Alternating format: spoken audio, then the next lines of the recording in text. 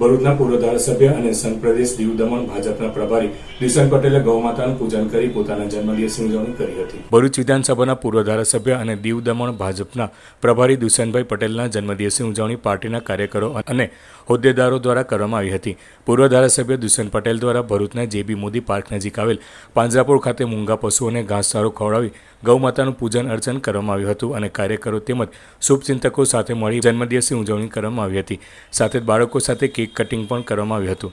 આ પ્રસંગે ભરૂચ જિલ્લા ભાજપ પ્રમુખ પ્રકાશ મોદી, ભરૂચ પાલિકાના પૂર્વ પ્રમુખ અમિત ચાવડા, સુરભીબેન તમાકુવાલા, જિગ્નેશ મિશ્ર તેમજ ભાજપના કાર્યકરો અને શુભચિંતકો ઉપસ્થિત રહ્યા હતા। આ પ્રસંગે પૂર્વ ધારાસભ્ય દુષ્યંતભાઈ પટેલે શહેરની જનતાને અપીલ કરી હતી કે દરેક વ્યક્તિએ પોતાના ઘરે થનાર શુભ પ્રસંગોમાં પાંજરાપોળ ખાતે ગૌમાતાનું પૂજન અર્ચન કરવું જોઈએ, જેથી આવનાર પેઢીમાં આપણી સંસ્કૃતિનું તેઓના જીવનમાં સિંચન થાય। આજે 5મી ફેબ્રુઆરી આજે મારો જન્મદિવસ છે। દર વર્ષોની માફક સવારની શરૂઆત જ ગૌશાળાથી થાય છે, ગૌ માતાનું પૂજન થાય છે અને આથી એક બહુ સારો મેસેજ પણ જાય છે। આનંદ એ વાતનો છે કે આ ગૌશાળા જ્યારથી અહીંયા સ્થપાઈ ત્યારથી આજે જોવા જઈએ તો ખૂબ લોકો સારા અને ખરાબ પ્રસંગે પણ અહીં આગળ આવે છે અને નિયમિતપણે અહીં આગળ ગૌ માતાની સેવા થાય છે।